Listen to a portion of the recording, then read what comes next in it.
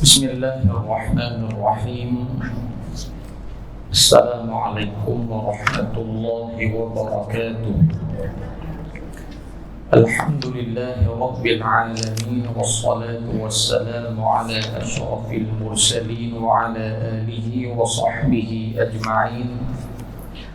Subhanaka la ilma lana illa ma 'allamtana innaka antal alimul hakim.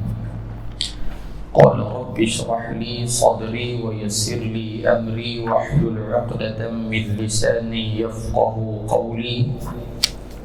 Rabbana iftah bainana wa baina qaumina bil haqq wa anta khairul fatihin. Shadaqallahul aliyyul azim. Amma ba'du. Muslimin dan muslimat, hadirin dan hadirat, bersyukur kehadirat Allah Subhanahu wa taala. Pada pagi hari yang barakah ini kita dipertemukan semula oleh Allah di dalam pengajian kita, pembacaan kitab Riyadhus Shalihin karangan Al-Imam An-Nawawi rahimahullahu ta'ala. Sambung pada hadis kita, hadis yang ke-8, muka surat ke-14. Bismillahirrahmanirrahim. Qala al-muallif rahimahullahu ta'ala wa nafa'ana bi'ulumihi fid dharain amin ya rabbal alamin. Berkata pengarang rahimahullahu ta'ala, yakni berkata al-Imam An-Nawawi rahimahullahu ta'ala, وعن أبي هريرة عبد الرحمن بن صخر رضي الله عنه قال قال رسول الله صلى الله عليه وسلم إن الله تعالى لا ينظر إلى أجسامكم ولا إلى صوركم ولكن ينظر إلى قلوبكم. Rawahu Muslim. Artinya daripada Abi Hurairah radhiyallahu ta'ala anhu wa ardah. Abu Hurairah ni sahabat Nabi sallallahu alaihi wasallam yang berasal daripada Yaman. Yang kedua, dia adalah sahabat daripada suku kaum ataupun qabilah Ad-Daus. Ad-Daus, alif lam dan waw sin, Ad-Daus. Abu Hurairah radhiyallahu ta'ala anhu, nama dia sebelum Islam adalah Abdul Syams. Abdul Syams, yakni hamba matahari. Jadi boleh kita katakan Abu Hurairah radhiyallahu anhu sebelum daripada dia bertemu dengan Nabi sallallahu alaihi wasallam, dia tidak beriman, yakni bukan daripada kalangan orang-orang yang beriman kepada Allah Subhanahu wa taala. Dan Abu Hurairah radhiyallahu taala anhu wa ardah memeluk Islam pada tahun berlakunya peperangan Khaybar, yakni pada tahun ke-7. Pada tahun ke-7, dan ulama mengatakan Abu Hurairah menyertai peperangan Khaybar bersama dengan baginda Rasul sallallahu alaihi wasallam. Menjadi perselisihan ataupun perbahasan para ulama nama ayah dia yang paling tepat. Nama ayah Abu Hurairah yang paling tepat. Maka para ulama berbeza pandangan sehinggalah mempunyai 35 pendapat. Sampai 35 pendapat. Maksud dia hebat semua. Kita orang tak pernah buktikan nama pak kita. Nama apa? Sobri. Kaya Sobri tu dah bila-bila pun.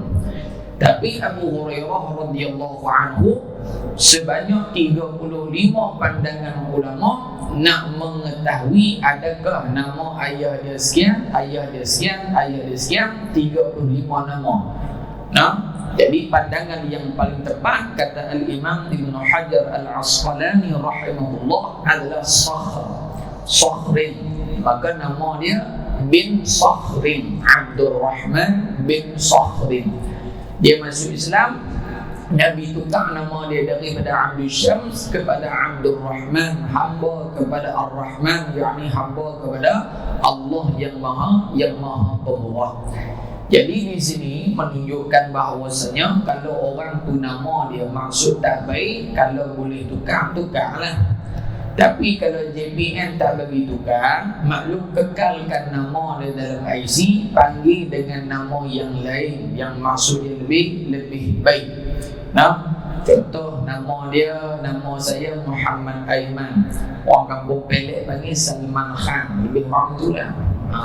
Itu lebih lagi. Nah, contoh. Maksudnya kalau nama tu maksud tak baik, maka seeloknya dipanggil dengan nama yang maksud baik. Sebab tu orang tua-tua dulu ada kawan mereka yang nama tak baik.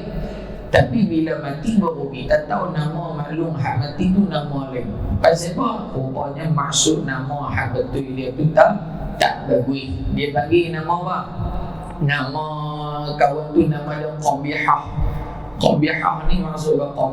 Qabihah ni maksudnya buruk. Nur Qabihah, cahaya keburukan. Dalam ICU contoh. Tapi orang panggil kat dia lain. Orang panggil kat dia melur. Makcik melur. Pasal apa? Pasal makcik ni suka pakai minyak wangi, bau macam bunga melur barangkali. Jadi maksud baik dah. Baik dah tu melur daripada Qabihah tadi ni. Bila mati, tengok surat mati dia, rupa-rupanya nama Nur Qabihah, cahaya keburukan. Na'udzubillah.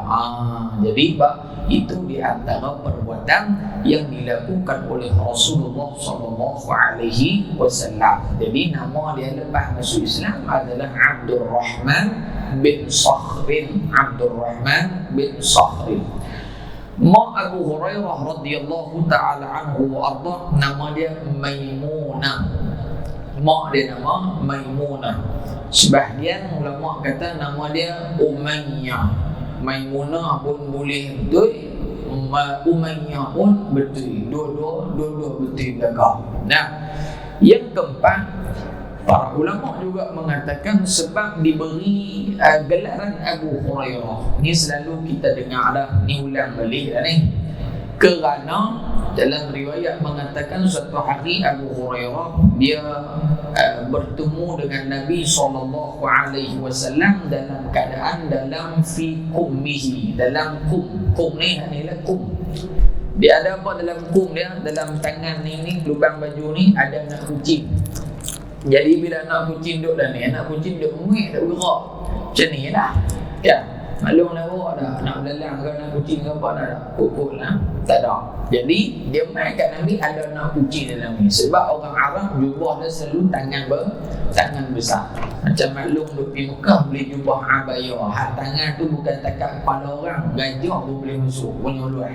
Nah, jadi bila ada anak kucing, Nabi SAW tengok duk gerak ya, Nabi pun tanya, wahai Abdul Rahman, ya Aba Abdul Rahman, wahai Abdul Rahman, apa yang ada dalam kamu punya baju tu? Kata dia, ya Rasulullah, hirrah, ada seekor anak kucing. Jadi ketika itu disebabkan Nabi tengok dia suka bawa anak kucing, maka Nabi berilah gelaran Abu Hurairah bapa kucing. Maksudnya dia suka, dia sayang sungguh kepada kucing. Ini di antara binatang yang disukai oleh Abu Hurairah radhiyallahu ta'ala anhu wa arda. Yang seterusnya ulama mengatakan bahawasanya Abu Hurairah radhiyallahu ta'ala anhu wa arda menjadi persoalan, adakah di Yaman dia dah masuk Islam ataupun dia main jumpa Nabi baru dia masuk Islam. Adakah di Yaman sebelum dia main jumpa Nabi itu di Yaman dia dah Islam dah, ataupun waktu perjalanan main jumpa Nabi itu baru dia isytihad kata dia Islam. Maka ulama mengatakan Abu Hurairah radhiyallahu anhu sudah memeluk Islam di Yaman. Di Yaman dia dah masuk Islam dah, tetapi tidak mengisytiharkan bahawasanya yang dia Islam pada ketika itu. Disebabkan di Yaman pada ketika itu orang Islam ini adalah minoriti, tak ramai. Bila tak aman, kalaulah Abu Hurairah kata aku orang Islam, aku berpegang kepada agama Islam, aku tak sembah berhala macam apa semua, barangkali Abu Hurairah dia kena bunuh dan sebagainya. Jadi di sini ulama mengatakan walaupun kita berada di pihak yang benar, tetapi sekiranya apa yang kita suarakan itu mendatangkan mudarat yang lebih besar, maka kita hold sat dulu, tunggu sat bagi keadaan elok, barulah kita teruskan berkata perkataan yang benar. Sebab apa? Kerana kebarangkalian kalau kita dibunuh, mungkin Islam yang kita nak sampaikan pada tempat kita itu tidak akan sampai. Pasal apa? Pasal kita hak tukang nak sampai ni mati, tak ada orang lain yang nak sampaikan. Maka jadi di sini nak ajak kepada kita berkata benar itu betul, tetapi perlu dilihat pada keadaan. Adakah mudarat dia kecil, mudarat dia besar, ataupun kebaikan dia kecil, ataupun kebaikan dia lebih besar. Jadi Abu Hurairah dia dah masuk Islam di Yaman, dia mai depan Nabi, dia mengikrar, dia declare secara terang-terang bahawasanya dia beriman dengan Nabi Muhammad sallallahu alaihi wa ala alihi wa sahbihi wa baraka wasallam. Baik, yang seterusnya tuan-tuan puan yang dirahmati Allah sekalian, Abu Hurairah radhiyallahu taala anhu wa arda, di antaranya Abu Hurairah ni dia masuk Islam awal daripada mak dia. Dia masuk Islam awal daripada mak dia. Sehingga kan Abu Hurairah ni kalau dia balik ke rumah, mak dia akan maki hamun Nabi sallallahu alaihi wasallam. Mak dia kalau dia balik rumah, mak dia akan maki Nabi. Maki sehingga kan Abu Hurairah ni dia tak tahan dengan sikap mak dia. Tak tahan dengan sikap mak dia. Akhirnya apa yang berlaku? Abu Hurairah dia keluar dari rumah dalam keadaan dia teriak, dia pergi jumpa Nabi sallallahu alaihi wasallam. Dia kata, ya Rasulullah, inni kuntu ad'u ummi ila al-islam fata'ba 'alayya fada'awtuha al-yawm. Wahai Rasulullah sallallahu alaihi wasallam, sesungguhnya mak aku ni rajin duk maki kamu, rajin duk hina kamu, dia duk kata hal tak elok kat kamu ni, maka aku minta kamu doakan untuk dia. Dalam keadaan dia main ni, dia teriak, ya Rasulullah tolong doa kat mak saya ni dia tak beriman lagi, dia. Akhirnya Nabi sallallahu alaihi wasallam berdoa, Allahumma hdi umma Abi Hurairah, wahai Allah berikan hidayah kepada mak Abu Hurairah, bagi dia masuk Islam. Akhirnya apa kata Abu Hurairah radhiyallahu anhu, fa kharajtu mustabshiran fasami'at ummi khashfa qadamayya faqalat makanaka ya Aba Hurairah wa sami'tu qadkhanat al-ma'i. Dia balik sampai ke rumah, Nabi doa kat mak dia. Nabi kata, wahai Allah bagilah hidayah pada mak Abu Hurairah. Abu Hurairah faqarajtu mustabshiran, aku keluar daripada rumah Nabi, aku balik ke rumah dalam keadaan seronok pasal Nabi doa kat mak aku. Akhirnya ketika itu bila mana mak dia dengar tapak kaki dia ni sampai di rumah, mak dia kata, makanaka ya Aba Hurairah, wahai Abu Hurairah, hang dengan aku lah ni sama. Maksud apa? Akulah beriman sama macam dengan hang. Seronok lagi dia. Bila seronok, atas balik pergi kat Nabi, teriak kali kedua. Hak awal tak sah, dia main pasal mak dia duk maki Nabi, teriak lah.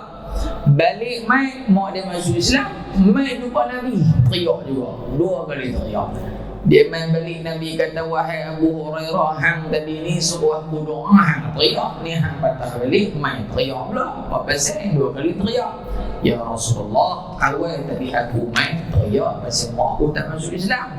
Ni aku teriak pasal apa? Pasal mak aku sudah masuk Islam. Nah, jadi di sini ada manusia yang teriak sebab benda yang tak bagus, dan ada benda yang manusia teriak sebab bagus. Contoh, maklum anak perempuan nikah teriak dah. Abang dia jangan mohon teriak dah. Tak teriak. Ayah tak teriak. Ayah dia steady ya. Dia kalau kocok sok. Tu ayah. Kalau anak kita perempuan, maklumlah. Selalu mak bila anak kahwin duduk tepi anak. Anak dia tu nak bergerak pun jadi seriau. Takut apa? Takut dia punya bedak ni ketok dalam muka ni. Pasal banyak sangat dia pakai macam-macam lah. Bulu mata pun nak gerak buka pelan, takut luruh jatuh. Pasal apa? Dia bubuh penyapu tu dalam bulu mata punya panjang. Subhanallah. Maka si bapa kata, Muhammad Aiman bin Sabri. Ya saya ulang balik ni, bukan abang ulang balik. Jangan lupa pasal. Aku nikahkan akan nikah dengan anak perempuanku Nur Aizyani Nadia binti Ahmad Syukri dengan mas kawin sekian. Aku terima nikahnya Nur Aizyani Nadia binti Ahmad Syukri dengan mas kawin sekian. Tengok apa dah. Sah. Siapa teriak? Mak dulu teriak. Pengantin perempuan lambat sikit. Pasal apa? Dia waktu dia akad nikah dia kosong lah. Lepas tu dia teriak. Teriak dulu siapa? Mak. Walaupun mak dia tak nikah pun, tapi mak dia yang lebih sikit. Sonok lah. Kalau sonok lah. Ada kalau sonok, ada kalau tak sonok. Tak sonok pasal apa? Tak ada geng nak pergi teman main bowling di Medin. Sonok pasal nanti dia bawa pergi jalan. Sonok tak sonok ni anugerah daripada Allah Subhanahu wa taala. Ini doa Nabi kepada Mak Abu Hurairah radhiyallahu anhu. Baik, ini cerita Abu Hurairah dulu. Yang seterusnya Abu Hurairah radhiyallahu anhu, sahabat yang paling banyak meriwayatkan hadis Rasulullah. Walaupun dia masuk Islam lewat, tetapi dia yang paling banyak meriwayatkan hadis Nabi. Sebanyak 5,374 hadis Rasulullah. 5,374. Pasal apa dia banyak sedangkan dia lewat masuk Islam? Kerana ulama mengatakan ada beberapa sebab. Sebab yang pertama adalah mulazamatuhu lin-nabi sallallahu alaihi wasallam. Abu Hurairah ni sahabat yang masanya dihabiskan dengan baginda Rasul sallallahu alaihi wasallam li talabil ilmi wa tahsinir riwayah, yakni dia duduk sepenuh hidup dengan Nabi untuk mempelajari hadis daripada Nabi sallallahu alaihi wasallam. Maka walaupun dia yang lewat, tetapi Abu Hurairah ni memang dia duduk dengan Nabi ya. Dia tak bintang lain. Dia bukan daripada Muhajirin, dia bukan daripada Ansar. Dua-dua dia ada. Sebab Abu Hurairah ni main kemudian, dia daripada Yaman. Kita sebut sebelum ni sahabat Muhajirin bila berhijrah ke Madinah, mereka sibuk dengan perniagaan. Jadi pakat dulu ni waktu berniaga, waktu semayang, waktu mengaji. Ada masa yang dibahagikan. Sahabat daripada kalangan Ansar, mereka ini sibuk dengan zira'ah, dengan tanaman. Tanam pokok kurma, tanam hanu, tanam ni, macam sahabat Ansar. Jangan sahabat Muhajirin. Muhajirin lebih niaga. Hak Ansar yang asal Madinah lebih kepada tanam-tanaman. Abu Hurairah dua-dua tak ada. Niaga pun tak ada, kebun pun tak ada. Pasal apa? Dia main orang luar. Dia main lewat. Maka Abu Hurairah ini dia kerja dia duduk dengan Nabi sallallahu alaihi wasallam. Dia termasuk daripada kalangan Ahlus Suffah, yakni sahabat Nabi yang kita kata yang tidak ada tempat tinggal yang susah. Jadi ibu-ibu kalau boleh main depan sikit tak apa. Pasal jam sampai di Bung Tebai nak main sini ni. Jam. Ya, depa tak main zat ni. Jam. Main depan sikit tak apa. Tak jadi masalah apa. Tak cukup orang kita lari duduk di atas. Dua tingkat dua dah kan. Baik. Tak nak dah ni. Jadi Abu Hurairah radhiyallahu anhu dia banyak masa dengan Nabi Muhammad sallallahu alaihi wa ala alihi wa sahbihi wa baraka wasallam. Itu sebab pertama. Sebab yang kedua adalah Nabi doakan untuk dia supaya diberikan kekuatan pada ingatan. Kata Abu Hurairah, qultu ya Rasulullah, inni asma'u minka hadithan kathiran ansahu. Wahai Rasulullah, aku ni dengar hadis banyak daripada kamu, tetapi ansahu, ada aku lupa. Maksudnya sahabat Nabi pun ada masalah yang sama macam kita. Ingat lupa, itu perkara biasa. Maka Nabi SAW kata, qala ubsud. Nabi SAW mengatakan, ubsud rida'aka fabasattuhu. Qala fagharafa biyadayhi thumma qala dhummahu fadhamamtuhu fama nasitu syai'an ba'dahu. Nabi kata, wahai Abu Hurairah, hang punya keridhaan. Maka Nabi SAW ambil keridhaan, Nabi pegang keridhaan. Maka Nabi kata, wahai Abu Hurairah, ambil keridhaan ni hang pakai. Nampak? Pakai. Berkat doa Nabi, Abu Hurairah kata, lepas daripada tu fama nasitu syai'an ba'dahu, lepas daripada peristiwa tu, apa aku dengar daripada Nabi, ingat belakang tak lupa langsung. Subhanallah. Kalau kita akan guna pegang redha kawan kita, keluar ni lupa tu pasal bo yang liok basi dia, bo hanu macam-macam bo lah. Nah, ni dua. Yang ketiga, sebab dia banyak hafal hadis walaupun dia sahabat yang lewat, disebabkan kuatnya hafazan Abu Hurairah. Ini semua berkat Nabi doa ke dia. Satu, Nabi doa spesial lah. Yang kedua, bila Nabi doa, Allah bagi otak dia, ingatan dia kuat. Kata Abu Hurairah radhiyallahu anhu, ma min ashabin Nabi sallallahu alaihi wasallam ahadun akthar hadithan anhu minni illa ma kana min Abdullah bin Amr fa innahu kana yaktub wala aktub.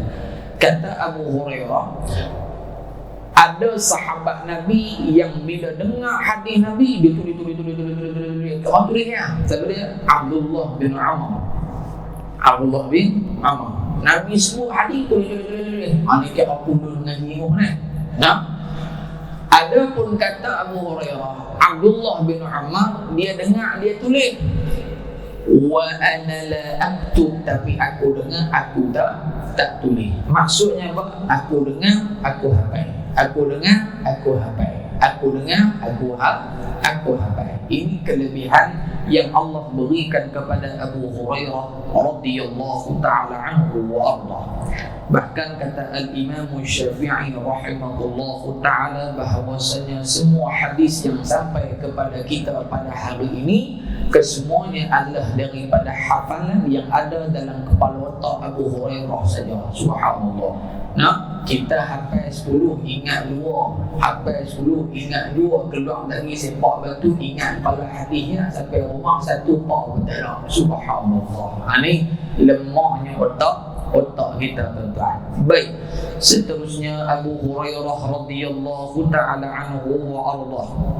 Nabi SAW doakan lagi untuk dia. Untuk apa? Untuk kis. Bukan kis cium tu, satu kis lain. Kisun kaf ya sin. Kisun. Maksud kisun ni makna apa? Tu beg hak lalu bawa tu kisun lah tu. Yang beg kecil. Tu macam tu pihak bawa tu. Tu kita orang ni. Beg biru tu. Hak kecil-kecil tu. Bakat tu penuh. Kami nak tengok, kami nak beli juga kan. Beg kecil hak lalu bawa tu lah. Abu Hurairah dia ada beg kecil. Dia bawa beg dia pergi kat Nabi. Dia kata, ya Rasulullah, dalam beg saya ni ada makanan. Maksudnya Abu Hurairah ni pergi mana pun akan ada spare makanan. Macam maklumlah, spare bagi ni cekelat.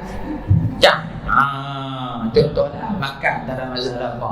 Nah, cuma jangan main buka nasi kandang. Dia tak syahul lah bangan. Main buka nasi kandang kampung Melayu semangat malam.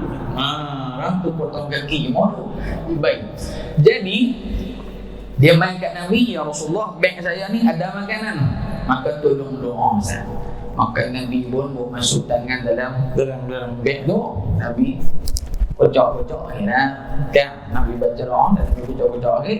Nabi kata, wahai Abu Hurairah, hang nak makan seluk mi ya. Jangan lu tengok seluk ya. Seluk mi.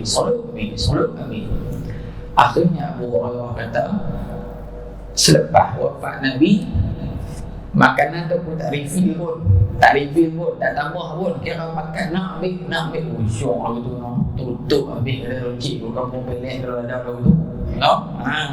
Ambil. Lastnya bila kata Abu Hurairah radhiyallahu anhu adalah terakhir pada zaman Sayyidina Utsman bin Affan bin aku jatuh betul hilang. Allah, kalaulah du ada lagi barangkali sampai dia mati tu boleh cemeh itu ya.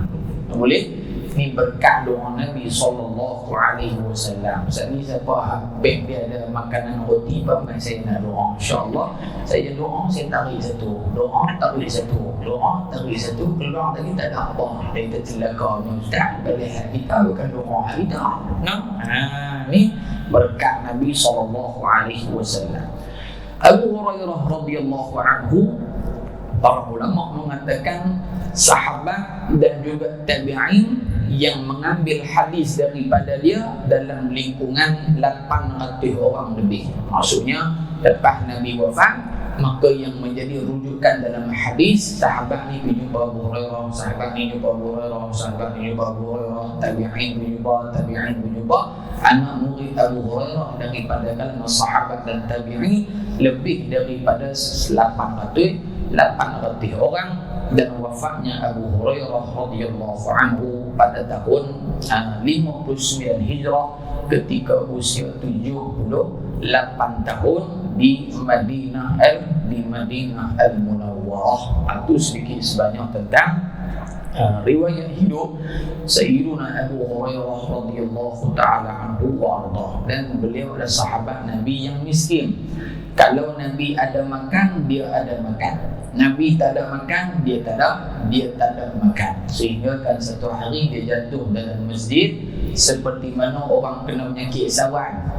Bila sahabat tengok dia berlupang satu macam, sahabat pergi pegang tengkuk dia, gerak dia bagi dia sedap balik. Kata sahabat, wahai Abu Hurairah, hang sakit apa?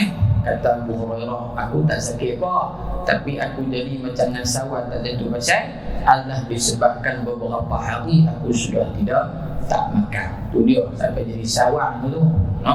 Jadi menunjukkan kesusahan para sahabat Nabi sallallahu alaihi wasallam dalam kehidupan mereka. Habis takat tu bab Abu Hurairah. Kira setengah jam lah. Bab Abu Hurairah saja. Nah, ini satu hadis yang belum ringan-ringan je. Bagi tadi maklum dengan Ustaz Syahula cukuplah, banyaklah tu. Ini kita tambah sikit saja. Baik.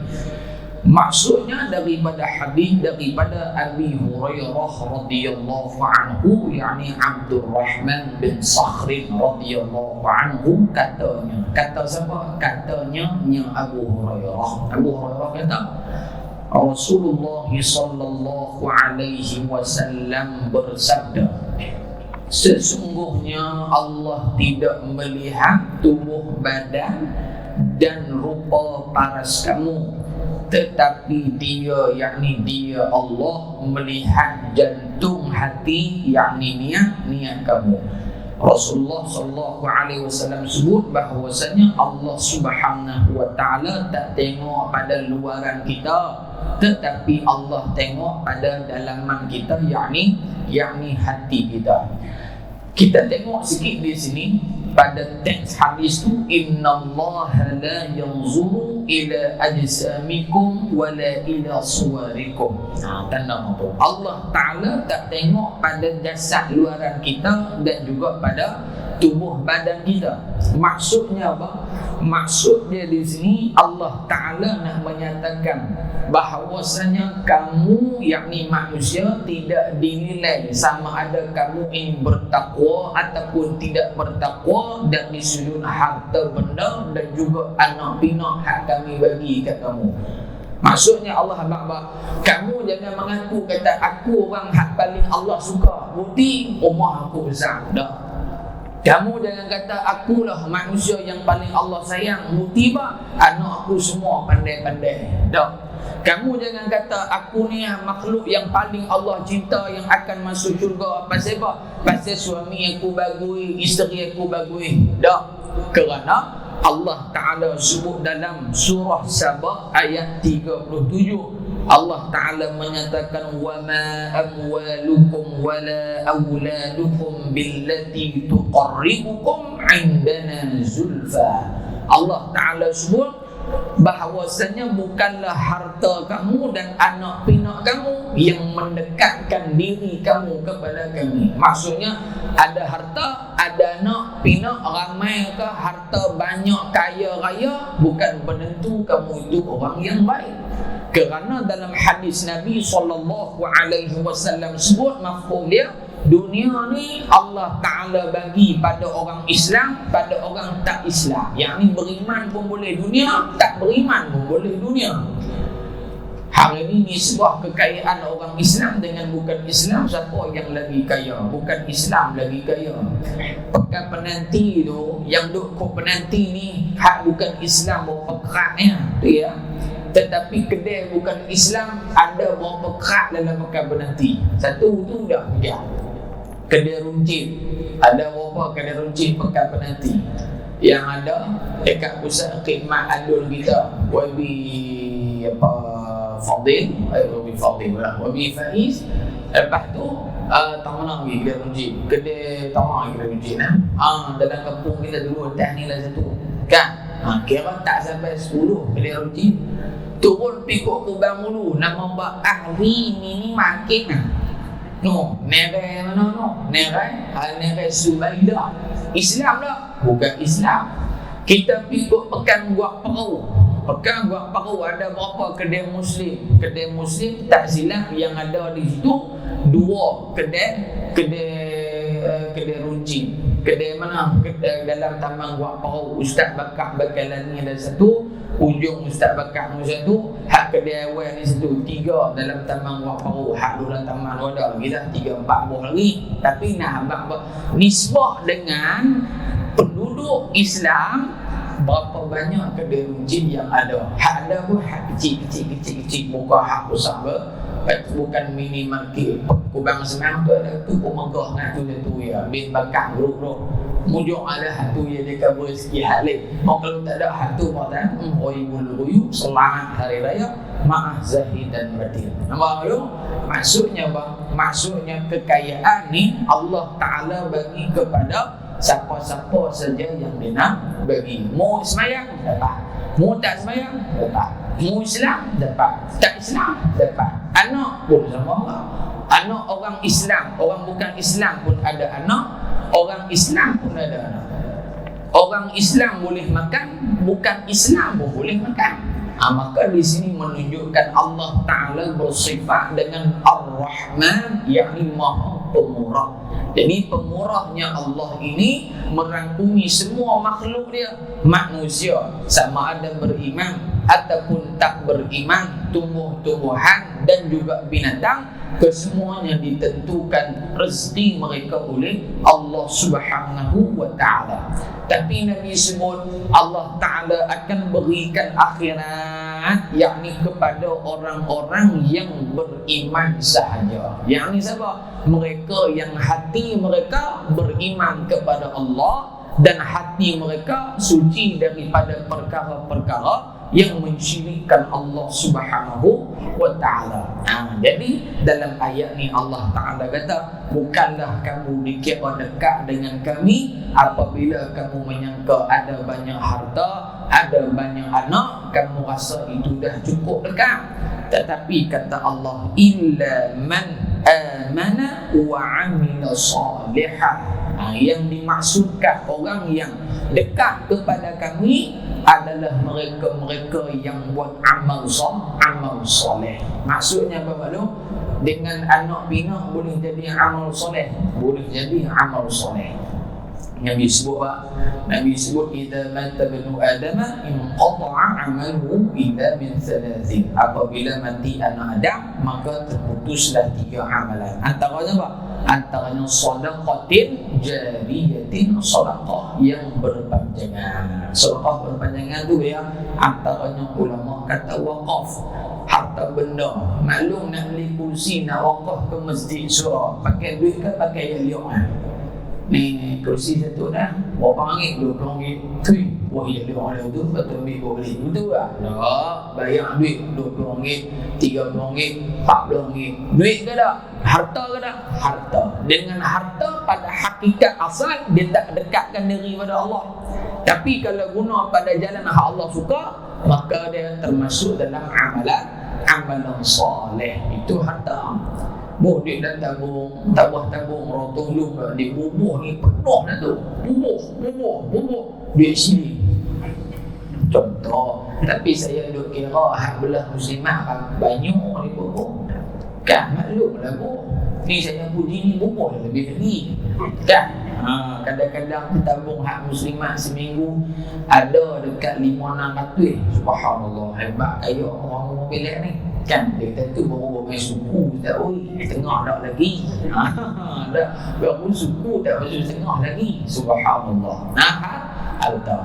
Nabi sebut lagi awwaladin salihin yad'ulah, dan anak yang soleh pun sumber pahala. Hakikatnya dalam ayat ni Allah Taala kata anak tu bukan menentu hamil pada hakikatnya, tapi anak yang dilahirkan kita didik dia bagi jadi orang yang baik, dia semayang, dia buat apa yang Allah Ta'ala perintahkan, maka anak yang pada hakikat asalnya itu bukan tanda mendekatkan diri pada Allah, tapi kita guna dia, kita didik dia pada jalan yang benar, akhirnya dia mendekatkan kita kepada rahmat Allah Subhanahu wa Ta'ala. Maksudnya pada hukum asal semua benda ni tak bagi manfaat dan mudarat, kecuali kita usaha kalau benda tu jalan yang baik dah dapat.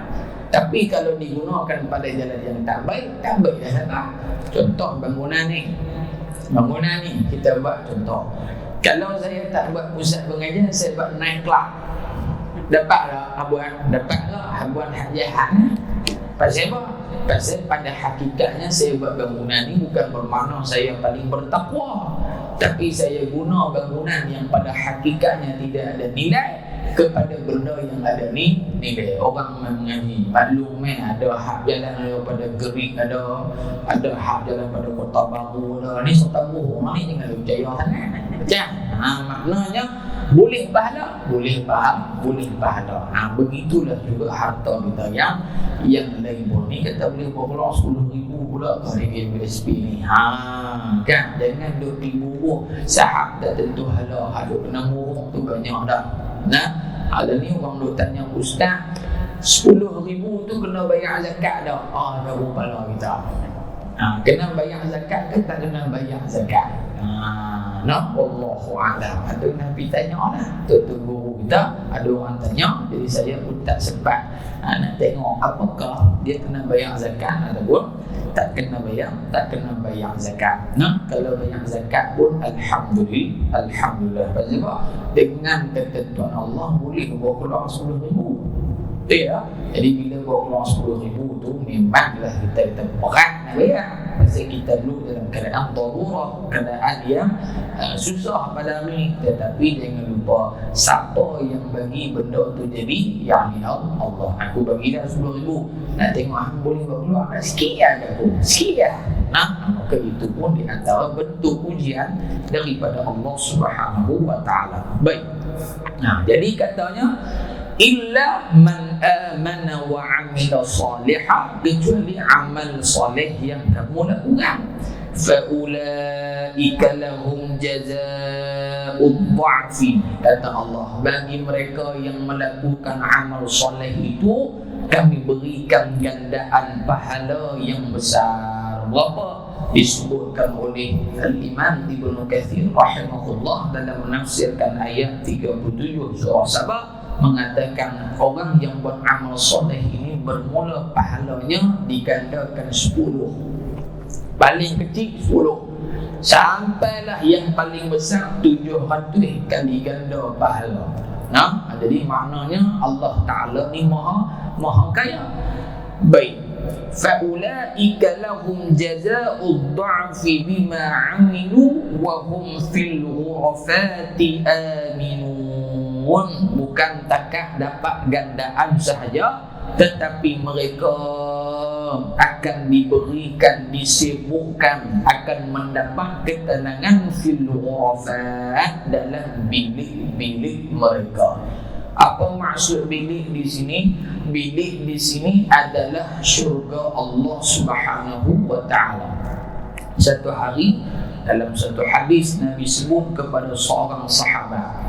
Nabi duduk dengan sahabat, Nabi kata sesungguhnya dalam syurga ada satu bilik, yang mana bilik itu orang hak duduk dalam nampak orang luar, hak luar nampak orang dalam. Kalau kita baca tu bilik tu transparent, nampak luar dalam. Ya, maksudnya dipenuhi dengan nikmat dan sebagainya dalam tu. Seorang lelaki Badui ni dia tanya, dia kata, ya Rasulullah, siapa punya bilik tu? Maksudnya sahabat ni tanya, kalau boleh dia nak duduk dalam tu nanti. Jadi dia tanya dia, siapa yang duduk dalam bilik tu ya Rasulullah? Maka kata Rasulullah sabda Nabi SAW, Nabi kata yang duduk dalam bilik itu adalah orang yang suka buat amal kebaikan, yang kedua orang yang suka berpuasa, yang ketiga orang yang suka jamu orang makan. Itu di antara tiga golongan yang Nabi SAW menyatakan akan diberikan syurga Allah Subhanahu wa taala. Muslimin dan muslimat yang dirahmati Allah Subhanahu wa taala sekalian. Yang kedua pada perbahasan innallaha ta'ala la yanzuru ila ajsamikum wa la ila suwarikum. Allah Ta'ala tak tengok pada jasad dan juga tubuh badan luaran kita. Maksudnya apa? Maksudnya di sini bahawasanya amalan zahir Allah Subhanahu wa taala melihat semua perkara yang wujud dan bukan hanya pada amalan luaran sahaja. Maksudnya Allah Ta'ala dia maha melihat, ya maha melihat. Melihat apa? Kullul mawjudat, setiap benda yang wujud, bukan setiap benda yang nampak. Dah, kita tengok benda hak nampak, tu kita punya lihat. Allah punya lihat segala benda yang wujud dia nampak. Dalam ayam sungai dia nampak berapa ekor ikan teli dia ada dalam sungai belakang tu. Allah Ta'ala nampak berapa ekor burung, ada ekor Pulau Pinang, berapa ekor, berapa jenis burung, setiap jenis tu dia tahu berapa ekor, semua dia ada. Allah Ta'ala tahu tak berapa bilangan butiran pasir di pantai Merdeka. Ukir namamu di awan gunung jerai, bersaksikan laut daun tiup melambai. Tu tak habis tu, kalau habis pula tu dah tu ni. Ingat? Jadi Allah nampak. Maksud di sini Allah Ta'ala melihat setiap benda yang wujud. Kalau hak luar pun Allah Subhanahu wa taala nampak, dan membawa maksud juga di sini Allah Ta'ala pun nampak benda yang duduk dalam, yang ni hati manusia. Satu. Yang kedua, di sini adalah dalil bukti bahawasanya Allah Subhanahu wa taala tidak menilai seseorang itu baik hanya pada amal zahirnya sahaja. Kerana ada orang yang beramal zahirnya adalah amal ibadah, dia sembahyang, dia puasa, dia haji, dia, tetapi dalam hatinya bukan disebabkan Allah, tetapi disebabkan perkara-perkara yang lain. Faham tak? Yang ketiga, ulama juga mengatakan bahawasanya jangan kita mencela orang yang buat perkara jahat. Jangan cela pada diri dia. Contoh, saya buat benda jahat, jangan cela saya. Cela apa? Cela hak jahat saya buat. Tapi lah ni dia sekali dia pergi cela kawan hak buat, bukan cela benda hak dia buat. Ini masalah. Sebab itu satu hari ada seorang ulama ni, orang main cerita kat dia ni, tu ada orang ni dia kata kat tu guru sekian, dia kata tu guru ni sesat dan sebagainya. Apa kata tu guru ni?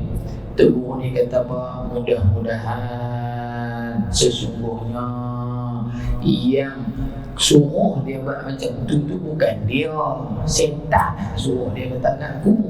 Nak boleh tahu tu pada no? Nak boleh kata setan hak suruh dia kata tu, oi pada payah. Kalau kita ni Ustaz Iman dia baru kata Ustaz buat ajaran sesat apa ni, abang main kata apa, saya main ni pun nak pergi tumbuk bang Ustaz. Tu nak pergi buat kawan tu, bukan nak marah siapa hak asuk dia tu.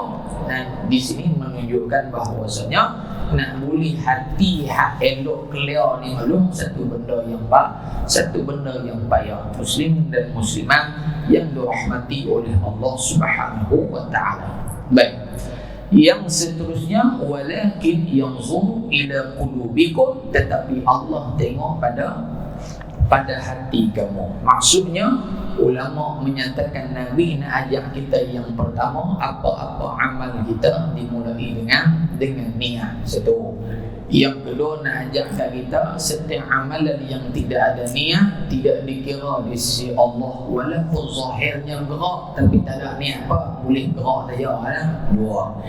Yang ketiga di sini menunjukkan bahawasanya niat ataupun hati yang baik akan membuahkan zahir yang baik. Tetapi zahir yang tidak baik adalah belum tentu hati dia juga tak baik. Faham ya? Hati yang baik, zahir dia akan baik. Zahir yang tak baik, belum tentu hati dia tak baik. Ada orang yang di luarnya ditutup aurat dan sebagainya, bagus tak bagus, macam hati dia bagus, Allah Ta'ala tak suka kita buka aurat dan sebagainya. Ada orang hak tak boleh duduk, dia kata saya bagus tak boleh duduk tapi hati bagus. Dia kona kok tu lah. Ada tak? Ada. Maka ulama kata orang yang berkata sedemikian pada hakikatnya hati dia juga tidak baik. Kerana apa? Kerana hati yang baik membuahkan zahir yang baik. Ada jenis geng-geng hadu isa okon daun. Dia kata innallaha ta'ala la yanzuru ila ajsamikum wala suwarikum. Dia pakai hadis ni tuan-tuan. Walakinnallaha yanzuru ila qulubikum. Ni ustaz tak baca hadis ni lah. Allah Ta'ala tengok kami curi pun kami hati bagus nak pergi bagi ke orang susah. Kata kena gitu. Pasal hatinya itu tidak baik. Yang keempat, dalam hadis ini pada bab menyatakan Allah tengok pada hati, ulama nak bagi tahu bahawasanya kena buang sifat-sifat yang buruk dan hiaskan diri dengan sifat-sifat yang baik. Dalam kaedah tasawuf dia panggil at-takhalliyatu qabla at-tahliyatu. Buang at-takhalliyah, yakni buang sifat buruk qabla at-tahalliyatu, sebelum masukkan sifat yang baik. Sebab itu kata Al-Imam Al-Ghazali rahimahullah ta'ala, amalan kita ni diterima oleh Allah atas 3 benda. Yang pertama, beriman kepada Allah. Beriman pada Allah ni kait dengan hati tak? Kait dengan hati. Bukan takat beriman Allah itu esa, Allah itu wujud dan sebagainya. Beriman dalam arti kata yang lain, hak aku buat ni semua hak Allah Ta'ala belaka, bukan sebab orang lain. Dua adalah yang kedua, syarat penerimaan ibadah taubat kepada Allah. Yang dikatakan at-takhalliyah qabla at-tahalliyah, buang hak buruk baru masuk hak baik. Jadi bertaubat daripada dosa adalah buang sifat yang buruk. Dua. Yang ketiga, syarat penerimaan ibadah mestilah bertepatan dengan agama, yakni mesti bertepatan dengan apa yang dianjurkan oleh Al-Quran, yang dianjurkan oleh Nabi, yang dianjurkan oleh para ulama. Jangan lari. Jadi bila ada 3 ni, maka insya-Allah amalan seseorang itu diterima oleh Allah Subhanahu wa ta'ala. Baik. Sambung pada pengajaran hadis. Biar. Pengajaran hadis yang pertama. Hadis ini menunjukkan bahawa memperbaikkan jantung hati. Hati itulah. Dan niatnya diutamakan dan didahulukan daripada amalan anggota zahir Kerana niat itu mengesahkan amalan anggota. Jadi Pak, di sini kata pengarang awal amalan niat hak mula. Jangan buat dulu baru niat. Assalamualaikum warahmatullahi. Assalamualaikum warahmatullahi. Aku niat fardu subuh 2 rakaat makmum Allah Taala. Itu jangan boleh letih saja. Nah, niat dulu hak awal. Diri niat aku mayang fardu duha mana Allah Taala. Tak ada 4 rakaat pun tak apa. Aku mayang fardu kena ada. Nah, kena ada fardu ke sunat ke, lepas tu makmum ke imam. Usolli sahaja aku solat. Tak ada sahaja musolah aku solat fardu zuhur. Selesai masalah. Ni hak duk jadi rawi ni pasal duk ni usolli. Dia duduk dalam apa ni? Allah ni dia duduk Allah di mulut. Hati ni duduk pusing macam Allah. Usolli fardul maghribi 3 rakaatin mahmuman lillahi ta'ala sahaja aku. Oh, dia niat habis. Bahasa Arab, bahasa Melayu, bahasa Inggeris, bahasa makmum 3 rakaat. Makmum tu imam nama Ustaz Aiman duduk di kampung. Anak itu payah cerita. Allahu Akbar selesai. Kata Sayyidatuna Aisyah, Nabi sembahyang sekali takbir saja. Allahu Akbar. Takbir tu ihram lah, bukan sekali takbir Nabi sembahyang pun. Allahu Akbar. Selesai. Kita mana tahu orang kata apa? Takbir sekali sudah. Allahu Akbar. Setan kata niat mandi wajib pun kata mampu bila tu balas itu ya. Tapi nak boleh balas tu banyak. Nah, kalau dia tak mengaji, Astaghfirullahalazim, Astaghfirullah. Allahu Akbar. Setan kata bau tu kena tebal, roh tu kena bincang. Bau. Allah silap lagi. Astaghfirullahalazim. Allahu Akbar. Setan kata kena ada bunyi untuk kami tajwid lah. Setan kata jangan duk takbir saja 4 minggu tak habis-habis. Pasal apa? Pasal setan tu macam mana? Ya. Jadi itulah kita kata tu niat hataman. Nah, masuk takbir Allahu Akbar memang nak mayang lohor bukan? Pergi masjid waktu lohor memang nak mayang lohor lah. Mana ada orang pergi masjid waktu lohor nak mayang Isyak. Peliknya kau ni. Jadi kira niat dah tu. Dia duduk di diri tu pun tu dah memang niat nak mayang lohor. Tak tahu lah tuan-tuan jumpa di masjid Suraka as-salatu khairun minan nawm. Mayang qobliyah semua ni kecil memang main masjid. Mayang apa? Mayang jenazah. Oh, pelik lah ni. Main suruh nak mayang jenazah. Ni pelik bina ajaib jangan ada kawan ni. Maka niat dia main tu memang nak sembahyang subuh. Baik, tak kata satu. Yang kedua, ni kata semayang ni maklum ni saya pun lupa cerita kita pun di masjid Wusta di Wak Cepedak saya mengajar tu.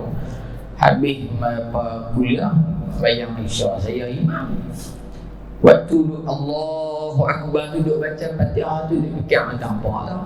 Dah kalau ni dalam sebab rentah negeri saya tu dekat Kuslah kan, waktu dia fikir dari Bali guna saman, dia fikir macam ni kan, waktu dia fikir kalau guna saman dia nampak dah jemaah mana pun nampak lagi ni. Dia tak ada lah, dia tambah ya kan. Habis rukuk sujud rakaat kedua katanya kena tahiyat wai. Saya bangun naik tu Allahu Akbar. Dia tengok ke ujung ni, pok ni buat tak nenek mana aku soal ni. Okey lah. Hak jemaah kawan ni hak belakang ni dia naik kelingan dia. Dia pun naik kelingan dia. Dia naik dah berdiri tegak elok dah. Dia kata subhanallah. Mampulah. Subhanallah. Dia duk tekan kita orang subhanallah. Dia kata mampulah apa dia ni lah dari turun. Turun-turunnya namanya cerita dia. Pasal dah berdiri berdiri itu pada kadar boleh baca Fatihah dah. Kalau berdiri dekat makik sikit turun balik tak apa. Ni makik duduk dah butuh dah. Dia duduk subhanallah. Hang hat teguang membatik dengan aku kiri membatik. Nah, Patutnya dia tak payah tegur lah. Bagus juga jadi begitu pun pengajaran dekat kita ni. Mungkin barangkali kita bersangka kata sok kalau kita buat subhanallah dulu kan. Mungkin subhanallah buat orang ni tak dia macam elok lah subhanallah. Dia tengok orang ni duduk tahiyat turun pula turun hak mufaraqah pun ada, hak ikut sama pun ada juga. Ni kata mayang ni subhanallah jadi jangan duk fikir macam-macam kan. Lupa habis. Tu baru mayang 4 rakaat. Hak duk jadi lagu mayang tarawih 20 lagi mampu. Saya pernah jadi dulu tu mayang tarawih 1 rakaat. Ini bid'ah sultan. Orang mayang 2 dia mayang 1 ya. Pasal apa? Pasal 20 rakaat kita seorang ni. Tak tu pula satu malam dia letak sejuzuk wajib kena khatam juzuk. Imam di pusat dakwah dekat dengan City Plaza Ustaz Tepi tu ada pusat dakwah. Imam di situ. Jadi bila kalau kawan saya selalu kami 2 orang satu malam seorang 10-10. Kebetulan malam tu dia tak ada tepi mana tu celaka dia. Pihak ni 20 rakaat. Allahu Akbar. Ramai juga orang. Ada dalam 3 song gitu lebih kurang tengah pekan. Okey kan? Rupanya tempat hak kami mayang tu 30 orang. Hak duduk dekat berak kereta api tu lagi ramai. Bosnya lagi ramai pada hak yang terawih ni. Geng-geng donat semua ni. Ya. Allahu Akbar. Ada satu hari saya buat macam sejadah, saya minta sejadah hak baldu kan, ada baldu. Kalau kita tulis dia nampak kan. Habis bayar 2. Dia nampak. Tak kira lagu mana tak tu turun tu makin perang pitari tu padam semua. Aku lagu berapa rakaat dah. Dia jadi macam lagu 20 rakaat ada fikir 14, 16. Akhirnya kali rekam tak lu berapa orang tu. Saya pun tak tahu elok amun. Hak lekang ni pun sama naik dengan tu imam juga. Lagu. Jadi kena ada hak semua pokok.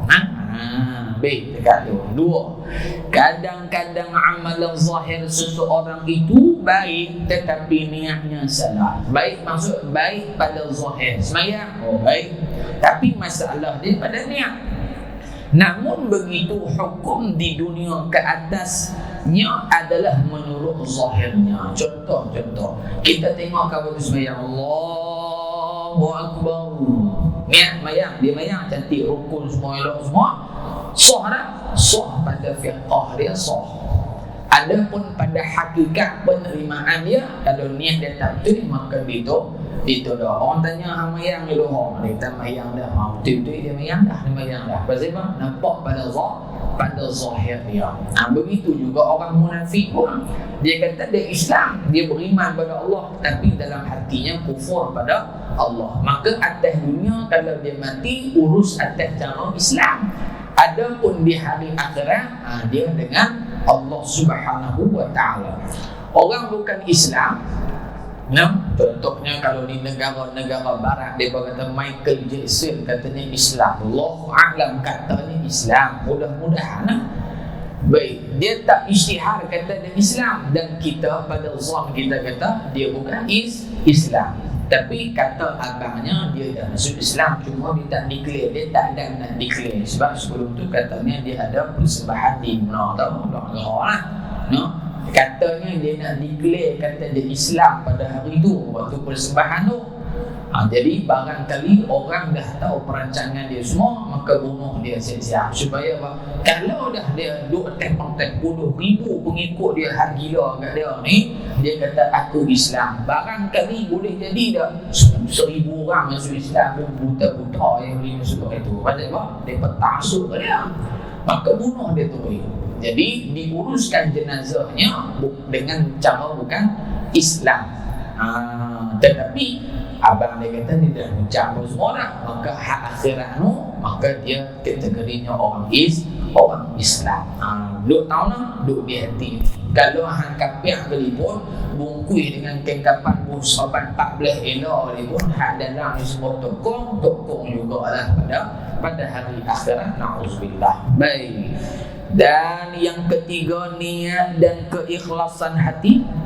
menjadi ukuran amalan sama ada diterima oleh Allah Subhanahu wa taala atau tidak. Kata pengarang, hati tangan ini bukan dia tempat sah ibadah, tak sah ibadah. Kan? Bukan tempat sah ibadah, tak sah ibadah. Tetapi dia tempat penerimaan amalan itu sendiri di sisi Allah. Kalau mau buat betul kerana Allah, betul ya. Tapi kalau mau buat betul bukan kerana Allah, maka pada zahir seakan-akan kerana Allah, pada hakikat ditolak oleh Allah. Maka ulama pesan kat kita, setiap amalan yang sah belum tentu diterima Allah. Dan setiap amalan yang diterima Allah sudah semestinya sah. Faham tak? Setiap amalan yang sah menurut hukum fiqh dan sebagainya belum tentu diterima Allah. Kerana apa? Dia sangkut maitan hati ni. Suci pada hadas, suci. Masuk waktu sembahyang, masuk dah. Ambil wudu, ambil dah. Niat apa semua rukun sembahyang, clear dah. Cantik pada hukum fiqh sah. Tapi pada hati dia, dia sembahyang ni kerana saya lupa betul. Oh, bagus. Ada ni hal lain, habis lengkup jahanam semua.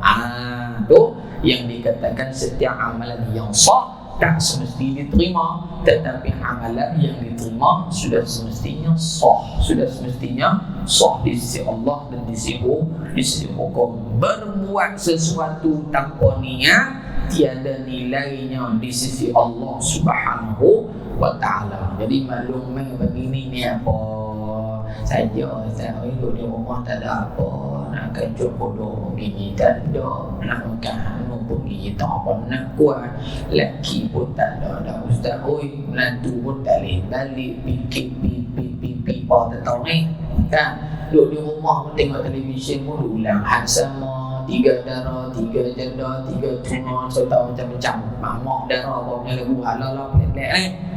Main duduk bila duduk di rumah kontak dah, duduk tangan sejuk sikit. Bagi orang macam mana? Kalau niat hatu tak lihat apa. Ada tak? Kalau kita seorang keluarga kita kata kat kita apa? Nah, kalau ada hatu tak boleh apa. Tapi kalau main pertama nak main silaturahim, boleh pada silaturahim. Sebab kata Al-Imam An-Nawawi rahimahullah, antara kelebihan orang yang mengaji ni, apa dia? Yang pertama dapat tambah ilmu, yang kedua dapat tambah kawan. Kalau habis ni, ya Allah, jadi mana? Ini saya cerita lah pasal saya dulu belajar ni. Kan? Kita dulu bisnes, selalu mau bisnes juga, kita dah. Kerja mana? Duduk makan apa? Pasal kita jual produk makanan kan? Duduk makan apa? Bagus. Saya ni bukan apa-apa. Ni saya ada satu produk. Dia sudah. Itu bila habis kuliah lagi ni, habis kuliah. Bukan waktu kuliah, habis kuliah. Kau duduk je mana? Ni kad saya. Kad apa ni? Ni kad saya ni. Saya buka kedai fikir di Padang Ibu. Abang kita buka kedai fikir di Padang Ibu. Kan? Saya pergi smoothie, ayam ni. Bila kedai saya, kedai orang Islam kita. Kan? Ni saya promote sama lah. Jangan lupa lah 25%. Lah, contoh. Jadinya apa? Itu meninggal boleh lah. Jumpa kawan, hubungan silaturahim boleh. Tak jadi masalah. Ni di antara kelebihan mengaji. Banyak lagi lah kelebihan belajar. Bahkan kata Al-Imam An-Nawawi, dia kata ada 3 benda hak kita kena susah. 3 benda ni maksudnya sedia-sedia ada kena susah nak dapat dia. Hak pertama ilmu ni kena susah pergi dia kan. Nak pergi mengaji kat Ustaz Mutalik ni bukan senang Ustaz. Walaupun tempat luas nak jalan nak pergi tu kecil Ustaz. Saya sendiri orang ni belah orang ni, jadi diberi payah. Tapi hak payah itulah yang besar ganjaran di sisi Allah Ta'ala. Nak pergi supermarket, ya abang, jom supermarket, pintu ya abang, jom kita pergi hari ni kuliah duha, di mana? Kampung Pelik, betul ya abang, syurah bini kita mencurah tahu mana abang Ahad ni ada lah abang, ada aja abang. Contoh bukan di sini, Zimbabwe. Contoh payah tak? Payah ilmu Bila mengaji pula payah ustaz tu dia cakap apa aku tak faham lagi. Dia kata nak cari dia main hak nu, dia main hak ni, dia main hak nu, dia main hak ni, dia kata bobik nak tampak tak bobik aku tak nak dengar, bobik terlebih aku tak dengar terlebih. Kan? Payah dah, payah mengaji ni payah. Sebab itu saya baca kitab tadi ni ada satu ulama. Nama dia Al-Haytham bin Jamil radhiyallahu anhu, seorang ulama hadis. Dia petik dalam kitab Rihlatu fi Talab al-Hadis karya Al-Imam Khatib al-Baghdadi rahimahullah. Ulama ni nama Al-Haytham bin Jamil. Al-Haytham ni punya mengaji madung dalam hidup dia bengkrak 2 kali, habis letak di kitab semua. Letak dia habis beli kitab, bengkrak 2 kali. Bengkrak, boleh letak pula, bengkrak pula. Sebab semua duit hak ada kadang dia belanja, pergi mengaji, beli hak ni, semua mesti disebabkan ilmu. Ni apa? Al-Haytham bin Jamil. Yang kedua seorang ulama nama dia Yaqub bin Sufyan bin Jawan Al-Fasawi. Seorang ulama daripada Parsi. Berapa belah kira 12 tahun dah. Yaqub bin Sufyan ni dia kata apa? Aku bermusafir menuntut ilmu hadis, mengaji hadis ulama ni selama 30 sanah, 30 tahun. 30 tahun belum. Kalau dulu berapa tahun? 6 tahun. Tu pun tak sangka dah. Duduk tu boleh nyingit tu. Pasal buat kitab banyak. Dah 30 tahun. Satu. Yang kedua, guru hadis aku 1000 orang. Tok guru hadis dia. Tok guru hadis saja. Hak pekah dia tak lagi. Hadis saja 1000 orang. Subhanallah. Ini siapa? Yaqub bin Sufyan radhiyallahu anhu. Yang paling best dia, lepas dia mati, kawan dia mimpi dia. Kawan dia mimpi dia ni. Mimpi siapa? Mimpi Yaqub ni lah. Dalam mimpi tu kawan dia tanya apa? Wahai Yaqub, hang mati ni hang boleh apa? Dalam mimpi dia kata Yaqub, dia kata apa? Aku mati, Allah Ta'ala ampunkan dosa aku. Pasal apa? Sebab setiap hari aku berjalan ke tempat-tempat yang baik, terutamanya majlis-majlis ilmu. Maknanya bermaklum kita duduk di mengaji masjid, surau mana-mana dan pusat pengajian yang baik-baik, ilmu yang bermanfaat, maka itu di antara asbab dosa kita nak diampunkan oleh Allah Subhanahu wa Ta'ala. Itu sebab pertama, kena susah bab ilmu.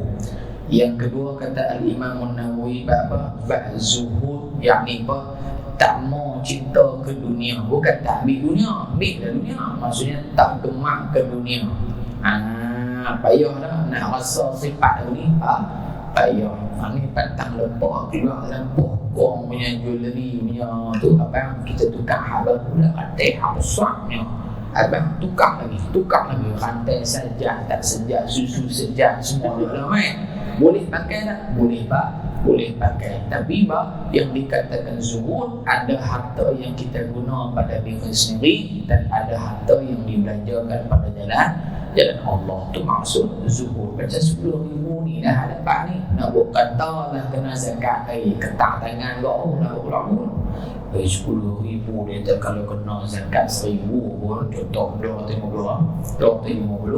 dia ni lem shen boleh satu pinggan ni lem cok ni boleh 3 orang ni kalau makan ni 2 orang tu 50 nisbah dengan hak dia dapat berapa ribu lagi 9,750 lagi balance tu banyak lagi sekor lembu lagi dia beli kan. Tapi Allah nak uji sikit lah 250 boleh buat keluar kan. Tu pada zuhud. Yang ketiga al-amru bil ma'ruf wan nahyu 'anil munkar. Yang payah juga kata Al-Imam An-Nawawi yang kita kena usaha, iaitulah suruh kepada kebaikan, mencegah perkara-perkara yang mungkar. Itu 3 perkara yang susah yang perlu diusahakan untuk kita dapatkan dia. Wallahu a'lam bis-shawab. Sambung pada pertemuan yang akan datang. hadis yang ke-9 daripada Abi Musa Abdullah bin Qais al-Ash'ari ataupun Abu Musa al-Ash'ari radhiyallahu ta'ala anhu wa ardah, wallahu a'lam bis-shawab. Yang baik daripada Allah yang kurang terkasar itu mohon ampun dan maaf. Dari maklum malam ni kuliah maghrib jemputan bersama Ustaz Luqman Mukhtar daripada Kuala Lumpur. Dia penulis buku Asam Garam Rumah Tangga Rasulullah. Jadi malam ni saya suruh cerita pasal rumah tangga Rasulullah lah. Isteri Nabi merajuk, maklum lah, maklum kan suka merajuk kan? Semua lah, kita semua lah. Isteri Nabi merajuk, Sayyidatuna Aisyah merajuk macam mana Nabi ambil hati dia balik. Ni yang jangan kita dengar. Tetapi buku Asam Garam Rumah Tangga Rasulullah tu dah ada 3 jilid dah dia buat. Dia siri 1, siri 2, siri 3. Jadi kita baca tu seronok lah. Rupanya Nabi Muhammad ni romantik rupanya. Memang romantik pun, tapi kita tak tahu macam mana bentuk romantik Nabi Muhammad. Dan rupanya isteri Nabi kuat merajuk kan, kuat. Orang perempuan memang dia kuat merajuk. Biasalah tu nama orang perempuan. Jadi malam ni maklum kan, malam ni saya nak ramai dia boleh tak dia. Dia tengoklah mampu yang kita malam ni. Kalau boleh main malam insya-Allah 29 30 29 dulu 29. Jadi insya-Allah bulan 12 bulan Duha saja di tempat kita dan juga di kompleks sana pun start balik bulan Duha pada Disember insya-Allah. Jadi yang baik daripada Allah yang terkurang terkasar itu mohon ampun dan maaf. Bismillahirrahmanirrahim. Alhamdulillahi Rabbil Alamin. Wassalatu wassalamu ala ashrafil mursalin wa ala alihi wa sahbihi ajma'in. Allahumma anfa'na bima 'allamtana wa 'allimna ma yanfa'una bi rahmatika ya arhamar rahimin. Wa sallallahu ala sayyidina Muhammadin walhamdulillahi Rabbil Alamin. Taqabbalallahu minkum. Wassalamu alaikum warahmatullahi wabarakatuh.